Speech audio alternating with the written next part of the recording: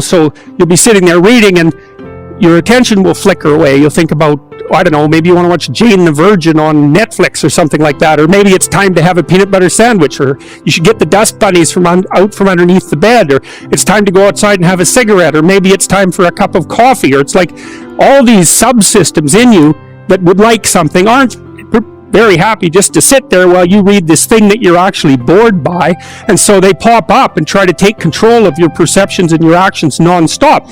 Maybe you think, well, this is a stupid course anyways. Why do I have to read this damn paper? And what am I doing in university? And what's the point of life? It's like you can really get going if you're trying to avoid doing your homework, and then you might think, well, what is it in you that's trying to avoid? Because after all, you took the damn course and you told yourself to sit down.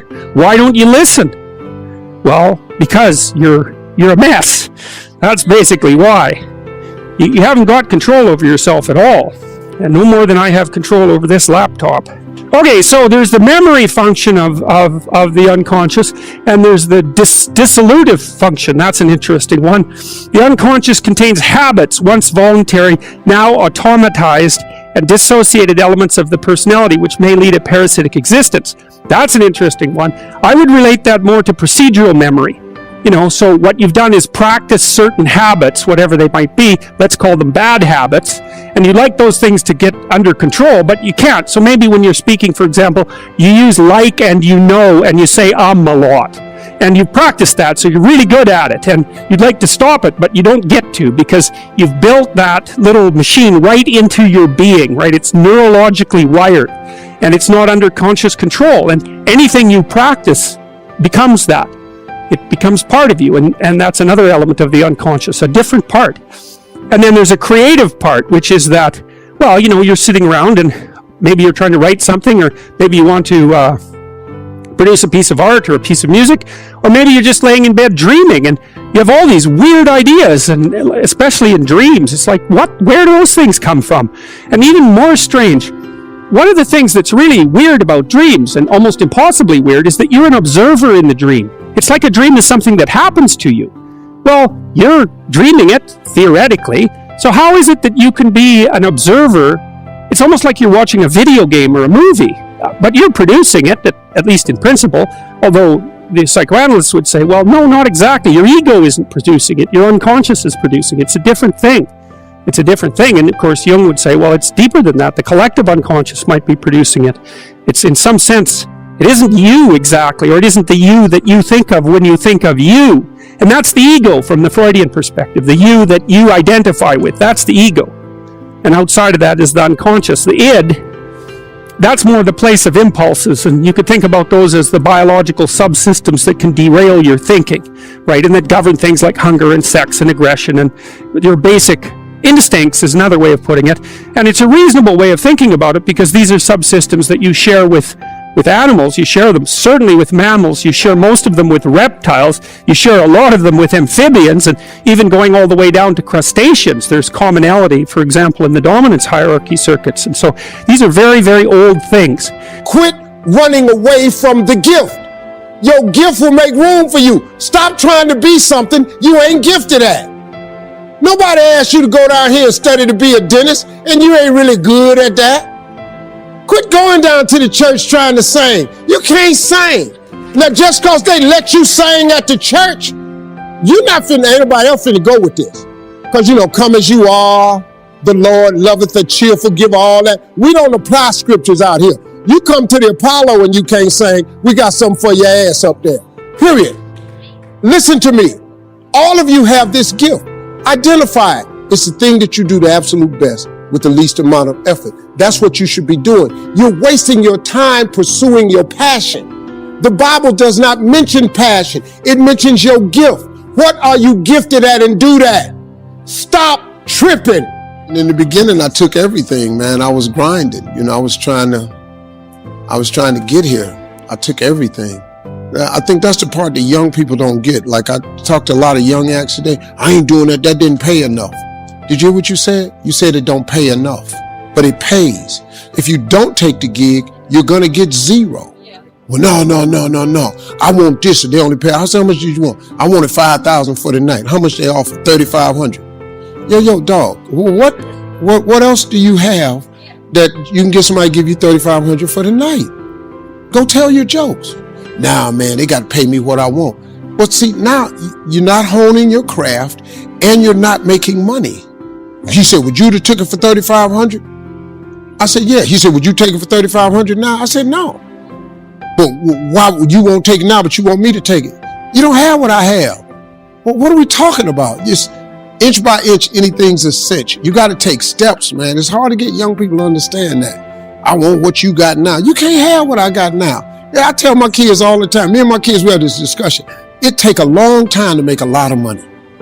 If you think you were just going to make a lot of money real fast, you're going to be constantly disappointed. It take a long time to make money. I've been in this business since I was 27 years old. I'm 64. Man, come on. Look at what your life, well, you looking at now. You missed the 3 years I was living in a car. You didn't see that. You missed when I lost everything I ever owned twice. You missed the 2 divorces. You missed me flunking out of school. You missed all that. You see this now. This ain't how it work now. Yeah, oh, it look easy. Yeah, I'll make it look easy. This is hard. Come out here. Come turn this corner. I'm going to invite any one of y'all to come up here. Ladies and gentlemen, welcome to Family Feud. Here's Ricky. And Ricky, walk your ass around this corner and just do what I do. It's really hard. The boredom of normalcy and the numbness of mediocrity stiffens your passions. The boredom of normalcy and the numbness of mediocrity stiffens your passion. What that meant was I was so sick of myself. I was so bored in my life, man. I was so tired of being mediocre. I was just tired of it, and it was all my fault. I was mediocre because I wasn't doing the things to be exceptional. And I was bored. I was losing my mind, man, on the assembly line at Ford Motor Company, going door to door selling life insurance at a debit company. I was tripping, man. I said, man, what is this? My life can't be this. You ever say to yourself, man, it's got to be more to my life than this? If you've ever said that, that's cause it is. And you got to get after that, man. You got to go and get at that. If you don't do it, life becomes real normal and real mediocre to you. Now, there's nothing wrong with being normal, but if normal is getting on your nerves, then you got to change something. If you're tired of being mediocre, you got to change something. Now everybody has to determine what their own normal is. Normal for me is going to be different from you. Normal for you is different from me. But once you determine what normal is for you and you ain't okay with that no more, you got to go do something, man. There are ways of objectively evaluating your achievements. Most people don't take advantage of them as often as they should, but they're available nonetheless. For example, you can put together a financial statement in order to determine your net worth. You can hire an appraiser in order to learn the market value of your house. You can compare where you were 10 years ago to where you are now in order to determine the degree of progress you've made in your life. If you are a person of strong character, you will promise yourself that you will achieve your goals, or it doesn't matter, because you never consider that possibility. You have made a promise and you're going to keep it. When you set out to drive to the grocery store, you don't stop at the doorway and think, what will I do if I don't make it? You simply intend to get to the grocery store. You know you're going to get there. You will get there. It's simply assumed. Fear is simply the inability to make a promise to yourself. It kicks in when you start thinking about all the bad things that can happen to you on the way to your destination. And before long, you're thinking, wouldn't it be easier just to stay home? Isn't it safer to just stay in bed? Isn't it better to pull the covers up over my head? When you were learning how to walk, you made a silent promise to yourself that you were going to do it. It may have been scary at times. You surely stumbled again and again. Tears surely fell from your eyes, but no matter.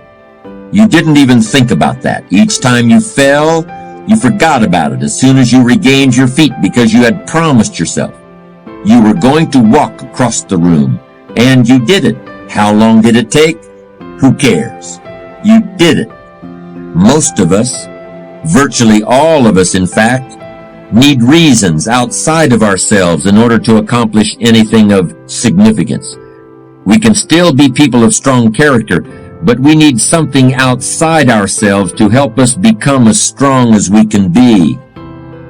Just sort of wanting to be financially successful is rarely enough to make it happen. Just wanting to learn a new skill, or give up a self-destructive habit, or make some other major change in your lifestyle usually won't cut the mustard. But what if you had to get a large amount of money in order to afford the very best medical care for someone you love? Or if you had to change your way of living in order to find a way out of some other life or death situation? Your motivation would move to a much higher level. If you're like most people, having to is a lot stronger than wanting to. But often, and especially when you're young, that difference isn't always clear until someone points it out to you. In my own life, it was my mentor, the late Mr. Earl Schoaf, who pointed out the distinction between wanting to on the one hand and really wanting to, or even having to, on the other. By doing so, Mr. Schoaf did me a great favor, and after we'd talked about this, I felt for the first time I was really pointed in the direction of success. We need all the help we can get in terms of motivation, but of course different people are motivated by different things.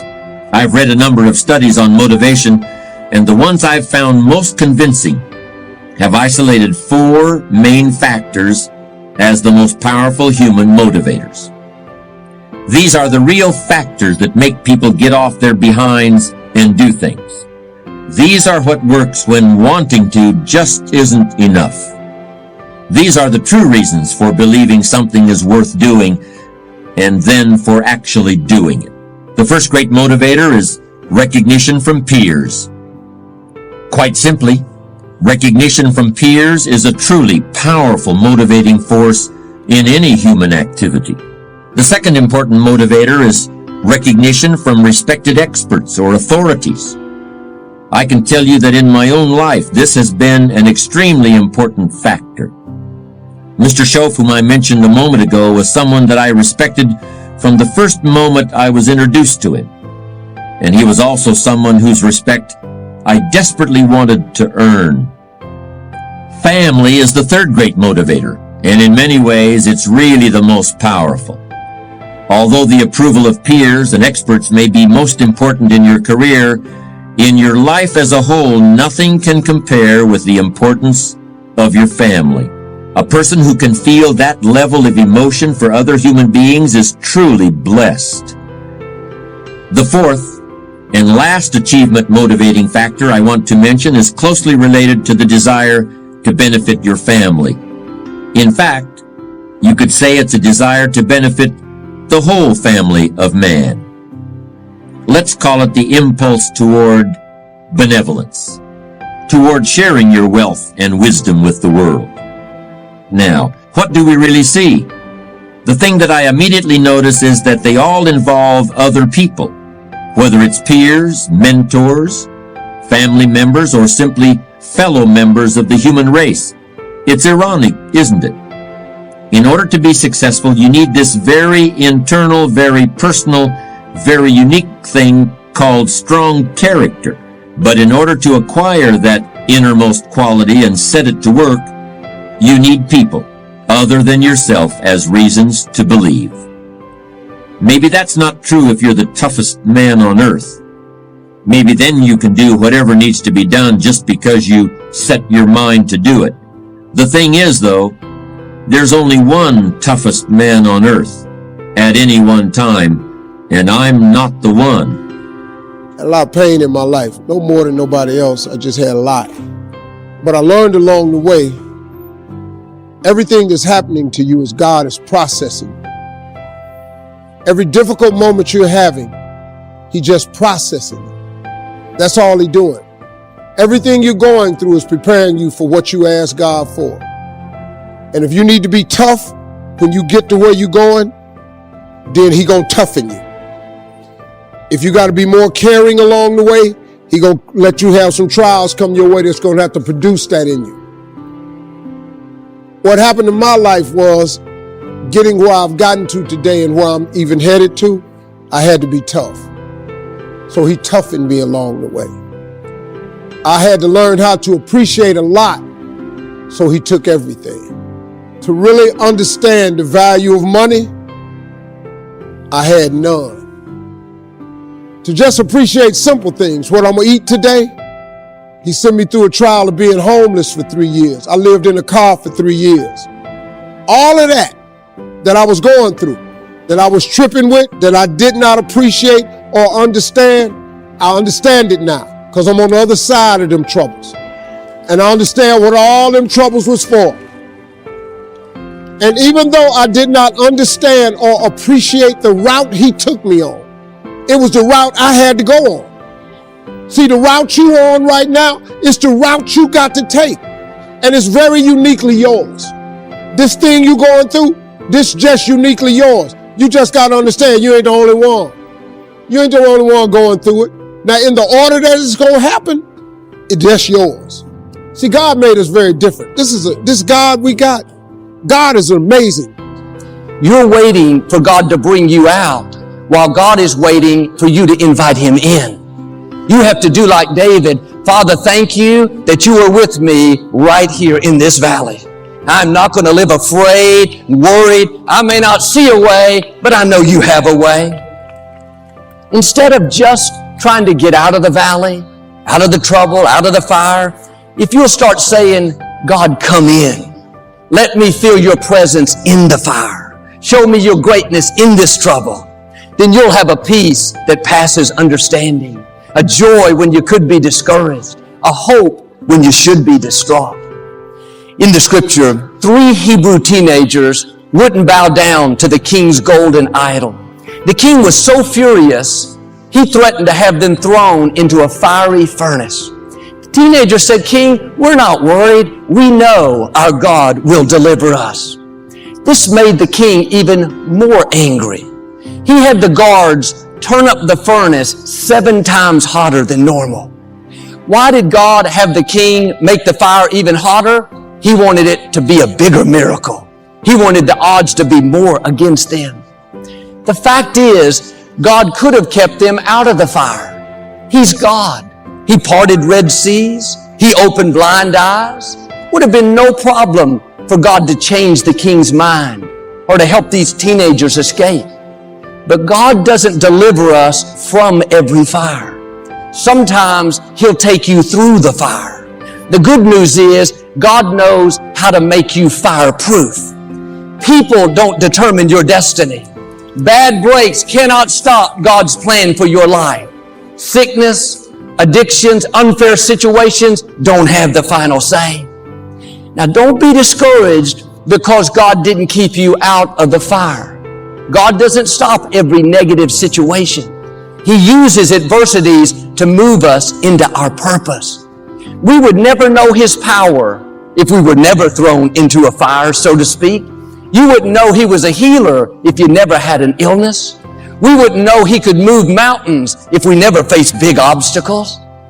Now quit complaining about what you're up against. It's not a surprise to God. The enemy may have turned up the fire 7 times hotter than normal. They didn't do that without God's permission. God is in control, not just of your life, he's in control of your enemies. Instead of complaining about the fire, start inviting him into the fire. When he's with you, you cannot be defeated. You and God are a majority. He is a supernatural God. He's not limited by the fire, by the floods, by the famines. What should take you out cannot stop your destiny. Instead of complaining about everything that you don't like, if you'll recognize that God allowed the difficulty. I'm not saying that he sent it, but he allowed it because he had a purpose. And the purpose is not so you can live miserable, worried, and afraid.